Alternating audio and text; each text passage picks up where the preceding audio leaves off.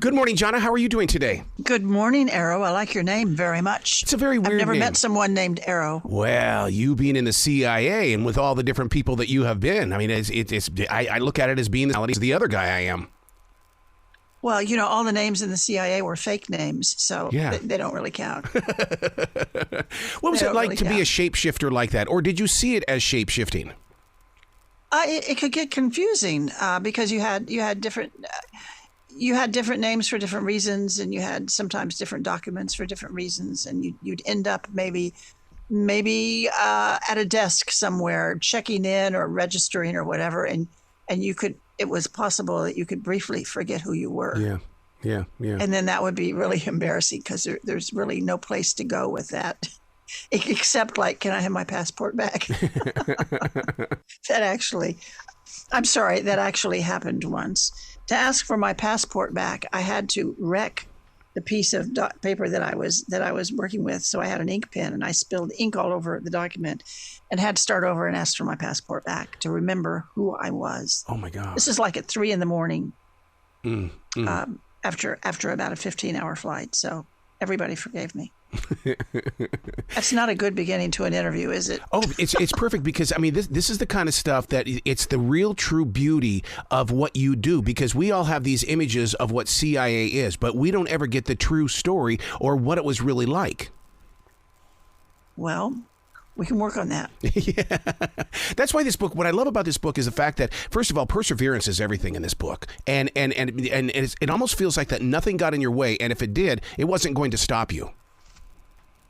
Well, you know, there was a person in that book that got in my way. There was one man that I worked for who was kind of heart-stopping as far as I was concerned, because I didn't know what to do with him. It wasn't misogyny so much. It was just that he didn't like me. Mm-hmm. You know, and sometimes you meet people that you don't just viscerally don't like them. It's happened to me. Well, it happened to him. And because of that, it happened to me. So he wanted very much for me not to be working at that overseas place with him. And he tried mightily to move me out of there. That was the only big struggle I had in my career. I had a lot of small struggles, but this lasted a couple of years. This was tough. See, now you know what it's like to work in radio.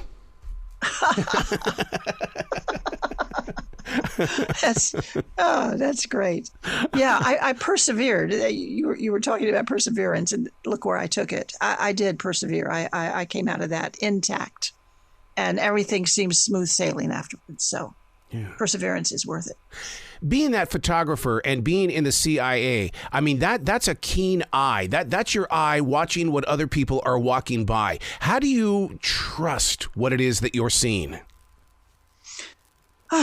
There's just extensive training at the CIA. Yeah. It seemed like when I wrote this book and actually started plotting my career, looking back at it, I spent an enormous amount of time being trained. They hired you because you had certain skills, and then they wanted to take them to the very edge of your limit to use those skills. With photography, there was just straight up photo training, and then because a lot of our cameras were unique, a lot of the techniques we used were unique, the concealment devices we put them in. There was something, for instance, called a hyperfocal distance. You could take an old 35 millimeter camera, and there was a way to manipulate the lenses so you would find the hyperfocal distance of that lens.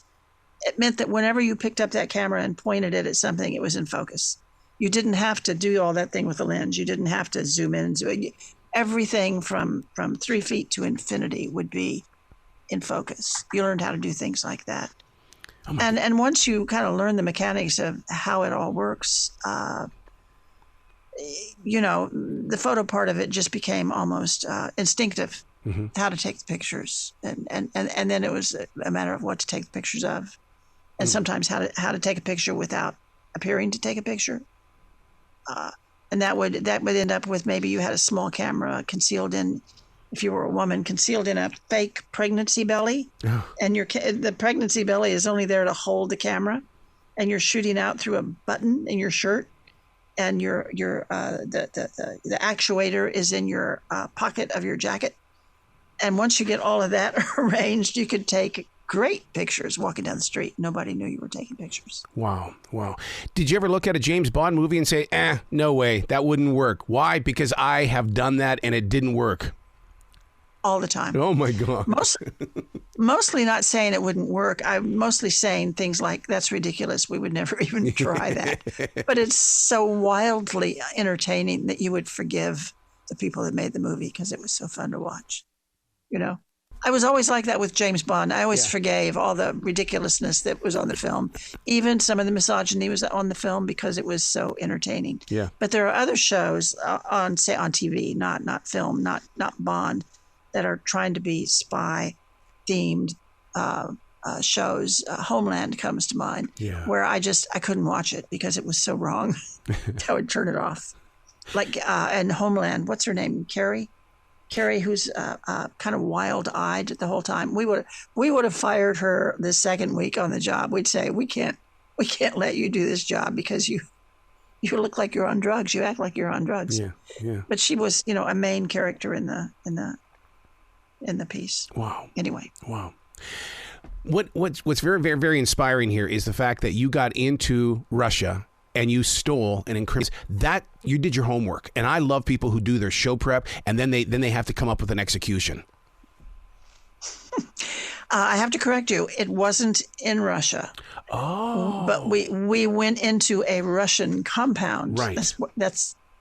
It was Russian-owned property that I have to dance around that a little bit because of the CIA's Publication Review Board, who has these big Sharpies, and they X out what I can't say. But we went into a Russian-owned property. You can figure out where we were if you read the book closely, and went into it would be called a chancery building, and went upstairs, these big open stairs, three flights, and took this machine that was bolted to the floor. We unbolted it after we blew open the door to get into it, and then we attached it to looked like what a Sherpa might use to climb one of those larger mountains. Attached it to this rope thing and lowered it down to the main floor and put it in a crate that we had faked with. We had counterfeited the crate. The crate looked like it had come in through immigration, through customs, but it had not. Put it in a truck, drove the truck to a garage, repainted the truck, put new license plates on the truck, drove it out of the country. That was a big operation, and I never could believe that the CIA let me write it down and publish it, but I did, and it was it's one of the most exciting things I was ever part of. That operation. It was me and a group of people. It wasn't just me. I was part of a team. I was going to ask you about the editing process because I'm blessed with the opportunity to talk with a lot of the men and women who have served this nation in our forces, and they do talk about that, where they've got to let them look at it first, and then they'll release it. Was that a tough thing for you? It can be tough, and I found Tony and I had written altogether. Now we wrote 4 books. This new book, In True Face, is number 5. We've had varying degrees of editing because our review board, the people on it change, and the idea of what's classified changes. They what you're saying, and right. They don't. They edit your book because they consider something to be classified, and you have a chance. You always have the opportunity to disagree with them, and if you disagree with them, you can have a conversation, and sometimes you can win that conversation. For instance, in this current book, I described checking into a hotel. I didn't say the city because they didn't want me to say the city. Right. But I did mention that there was a pink cape lying over a big suitcase in front of me in line, and that the man had some sparkles on his suit. And they said, "Oh, this is sounding like you're in Spain." I said, "Nope. Oh my God. It could be Portugal. It could be France. It could be Spain. It could be that whole southern tier of Europe. I am not saying that I'm in Spain." And they said, "Okay, you can keep it."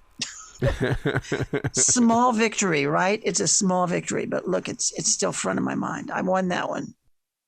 What about the photographs? Did they have to have their say in that as well? Because first of all, I love black and white photographs, and these photos of you just out there in the world, it's like going through a gigantic picture book, and your imagination is writing a story.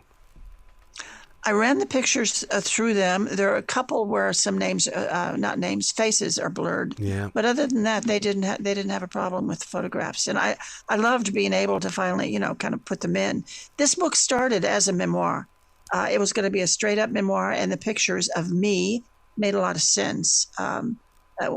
As it grew and got bigger, it kind of incorporated a lot of women's experiences in the same scenario that I was in. The pictures also expanded a bit. Wow. There are other people in them. Did you ever know where you were going? I always knew where I was going. Oh. You don't mean getting on a flight and going to an airport. You mean in my career where I was going? Basically, no, because once again, I'm tainted by Hollywood in the way that you're supposed to report at such and such place at such and such time. Don't ask where you're going, but you're going to be there. No, that's all. That all sounds right, except for you don't know where you're going. I always knew where I was going. Sometimes I got there and I had I'd be in Paris and I'd sit there for 3 days waiting for this thing to happen, sitting in an outdoor cafe thinking, I'm so lucky. This is such a great job. And then you had to get to work. So you didn't always know when, but I always knew where. I was never going somewhere that I didn't know where I was going. Right. How do you plan for somebody who has gone rogue in the way of a jihad? You become very, very afraid. Oh my God! They are the jihad people and the drug people were scary people because they had the drug people had so much money behind them that they would do anything. They would kill you. They would kill your children because the money made it worthwhile. The jihad people, they were propelled the same way, but by different motivation. That they were heaven bound, perhaps, if they could just get rid of you. Yep. And so they would shoot you without a thought. I mean, you only have to look at Israel today to see how the religious extremism can manifest, what it can turn into, unthinkable things. So when we started dealing with terrorism and narcotics, our business got scary. Yeah. And as a chief of disguise, my piece of the business got more and more important because I could protect you. I could keep you from being in the category that the jihadists would like to shoot. I would keep you from being in the category that the narcotics guys down in Bogota were worried about, so that I could save your life with a wig and some glasses. That's hyperbole, but I never said that before. With as deep as you go into this book, do you find yourself on a lecture tour? Are you going to be on one? I do a lot of talking anyway. I'm a board member, a founding board member of the International Spy Museum in D.C. And we have a lot of clients that come in, corporate clients that are doing conferences, whatever. I speak a lot at those things. But I also have a speakers agency, and I speak all over the country. I love doing it. I explain to people that the CIA folks are not villains, that the organization does. I almost consider it God's work. I'm almost a jihadist for CIA if I think about it.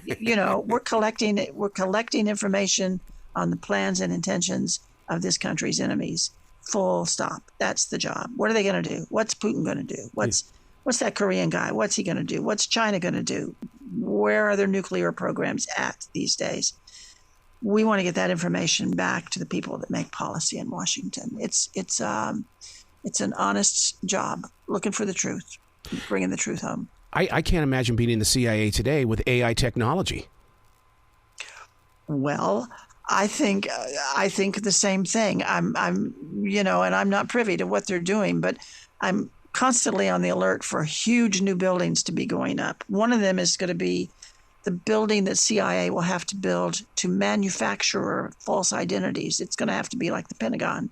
The capability to do that is just going to be enormous. Wow. And artificial intelligence, I don't know, where does it end? Where is the edge of artificial intelligence? How do you know when you encounter it?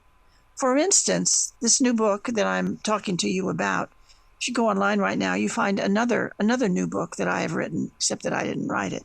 But it's been published. It's out there on Amazon. You can buy it for $11.95. It says Autobiography of Jonna Mendez. It's got my picture on the cover. I have nothing to do with that book. Oh. I've never heard of that book. It has me interviewed in the book. I never gave an interview. So that's AI out there in the public space. And it's, I don't know how many of those books they've sold, but it's a scary thought. Yeah, yeah. That's one of the things that's scaring a lot of musicians and actors as well. And I mean, that's why I truly understood why the actors went on strike. And that was one of their main things, because we don't know who is stealing our voices and the way that we write. Yeah. Well, my son introduced me to ChatGPT. I had to write a speech for a group, and I didn't know anything about the group. And my son came over and said, look, just push this button. That's ChatGPT. Just ask them. Tell them who you're going to speak to, and ask them what would be a good approach to speak to that group. And it produced a speech for me. And I didn't use it, but I used a piece of it. Yeah. And I could have kept going and probably had ChatGPT manufacture the speech entirely, which is a scary idea. When you collected information, you had to store it somewhere. I'm a daily writer. There's a lot, because I love to observe the world and I love to really put my research into these books. But the problem is, though, is that what happens to it, and what's going to happen to your stuff, Jonna, when your generation is gone? I can't answer your question. I've discovered as a photographer. Mm-hmm. I was a photographer. I was a photographer at CIA.